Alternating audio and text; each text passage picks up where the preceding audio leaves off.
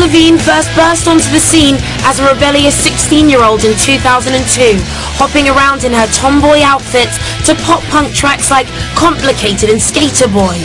He was a skater boy, she said see you later boy, he wasn't good enough for her. Avril has since had 3 global chart-topping albums, selling over 30 million copies, and has been nominated for 8 Grammys, so it's fair to say she's done pretty well for herself. All my life I've been good, but now I'm thinking what the hell. After 2 years out of the limelight, the Canadian singer-songwriter, philanthropist, actress and fashion designer is back with her 4th album, Goodbye Lullaby. On today's 4Music Favourites, Avril will be chatting about the new album, as well as performing 3 tracks from it and 1 classic pop anthem. You may not have seen Avril around for a while, but that's not to say she hasn't been keeping herself busy. The last record I put out, The Best Damn Thing, came out 4 years ago.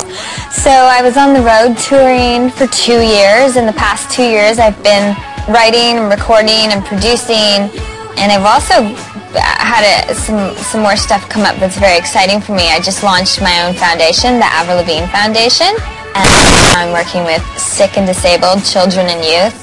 Also, I've been really busy designing for my clothing line, Abbydon, but I'm very excited now to put out my single and to get back out on the road and to play. So come on, don't keep us waiting any longer. What have you got in store for Avril fans? This album, other than the first single, it's more stripped down, it's less pop rock, it's more of an emotional record. My overall message has unintentionally kind of just been about strength. All of my records are really personal because they come from my life experiences and stuff. I think the difference with this album is that it's just like deeper, so it's a different level.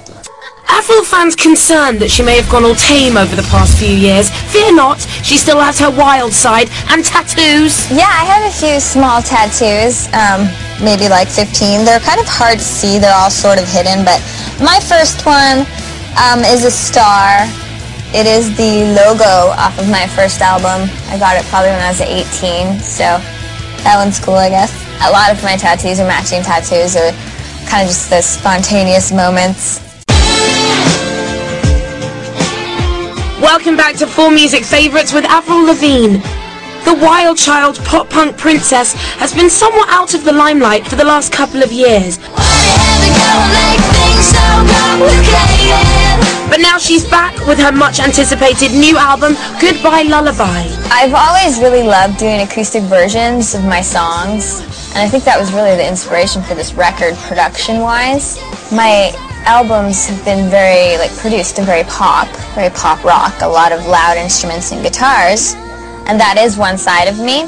I love to be up on stage, rocking out with a band, electric guitar, fist pumping, jumping, but I really also enjoy just sitting at a piano and singing a song more stripped down. It ends up being more emotional, and that's just kind of where I'm at, and I just decided to make a record like this just because, I don't know, this is what I was feeling.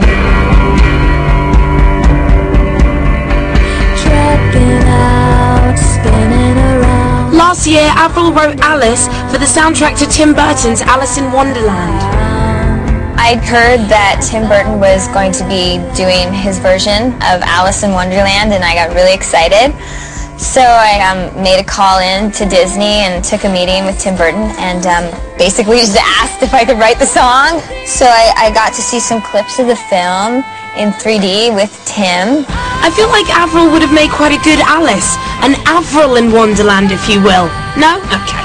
And then I wrote the track on my piano at home, just kind of going for a more darker, dramatic, moodier feel. And that was a really cool project and opportunity for me. And it's also going to be on this record. It's a hidden track. Avril has sold 20 million singles worldwide over her 9-year career, with the success of such classic tracks as I'm With You. It's a damn cold night, trying to figure out this life. But writing music just kind of happens for her. During the writing process, I start with an instrument. I have no idea where I'm going lyrically. And then the melody comes, and to typically along with my melody is when I get words that I start putting together, and then I'm like, oh, I know what I want to say. It's very strange.